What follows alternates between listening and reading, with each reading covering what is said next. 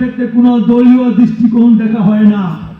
এখানে আমাদের কৃষি মন্ত্রণালয়, ইউনূস সাহেব, আমিও নিজেও বলতে পারবো না ওই 2000 যে কৃষক কে কার্ড পাচ্ছে আমিও বলতে পারবো না। এইখানে তারা বিভিন্নভাবে 3 স্তরে যাচাই বাছাই করে সেইখানে তারা নির্ধারণ করেছেন কে কে কোন ক্রাইটেরিয়া পেতে পারে। ঠিক তদ্রুপ ফ্যামিলি কার্ডের ক্ষেত্রে আমি আজকে মেসেজ দিতে চাই, ফ্যামিলি কার্ড ইতিমধ্যে উদ্বোধন হয়েছে। ইনশাআল্লাহ সামনের 2-2.5 মাসের মধ্য দিয়ে আমার সারা বাংলাদেশে 50 লক্ষ ফ্যামিলি কার্ড আমরা উদ্বোধন করব। সের মধ্য দিয়ে দেবীগঞ্জ বোধহয় 10-20 হাজার আমরা আমাদের মাদের বোনদেরকে ফ্যামিলি কার্ড দিয়ে সেখানে আমরা আমাদের শুরু করব।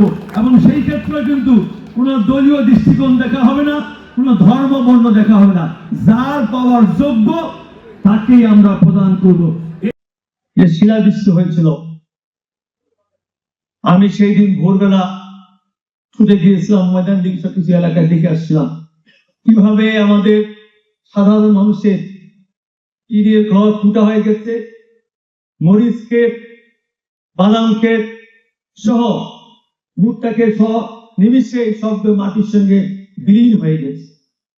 এই যে হাজার হাজার মানুষ ক্ষতিগ্রস্ত, আমি ছুটে গিয়েছি ঢাকায়, সেখানে আমাদের ত্রাণ ও দুর্যোগ মন্ত্রীর সঙ্গে কথা বলে সর্বোচ্চ সংখ্যক বরাদ্দ 303 এবং 9 লক্ষ টাকা আমরা বরাদ্দ নিয়েছিলাম। ওই শিলাবৃষ্টি এখন কোন দল বুঝে নাই, কোন ধর্ম বুঝে নাই। আমি আশা করব আমাদের এই যে প্রধানমন্ত্রীর পক্ষ থেকে, আমার পক্ষ থেকে, ত্রাণ মন্ত্রণালয় থেকে আমরা যে আমাদের সহায়তা করব আমাদের এই অঞ্চলের ক্ষতিগ্রস্ত মানুষদেরকে, সেইখানে দলীয় দৃষ্টিকোণ থেকে কাউকে বিচার করবেন না। যারা পাওয়ার যোগ্য, যারা ক্ষতিগ্রস্ত, সেই মানুষটাই যেন আমাদের এই সামগ্রীটা পেয়ে উপকৃত হতে পারে, এইটা আপনাদের কাছে করজোড়ে আমার নিবেদন। সেইখানে কে কোন ধর্ম, কে কোন দল করেছে, কে ভোট আমাকে দিয়েছে, কে ভোট দেয় নাই, আমি নির্বাচিত হওয়ার পরে কিন্তু একটি কথা বলেছিলাম, দেবীগঞ্জ বদারে 4,17,000 ভোটার আছেন।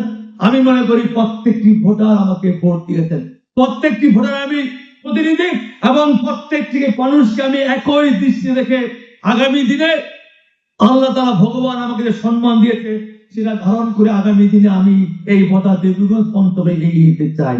আমি আশা করব আমার সেন্টিমেন্ট কি আপনারা নিশ্চয় ধারণ করতে পেরেছেন।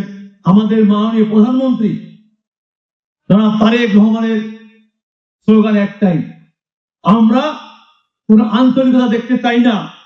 উনি যেমন বলেছেন আঞ্চলিক সমতা ভিত্তিতে বাংলাদেশ এগিয়ে নিয়ে যাবেন, এবং প্রথম কিন্তু উনি আমাদের এই উত্তরাঞ্চলে উনি অর্থ এবং পরিকল্পনা উপদেষ্টা, আপনারা দেখেছেন ডক্টর তিতুমি, উনি নিজে আসে এখানে সরজমিনে দেখে গেছেন, এবং আগামী দিনে কিন্তু উনি পরিকল্পনা করছেন কিভাবে আমাদের এই অঞ্চলকে এগিয়ে নেওয়া যায়।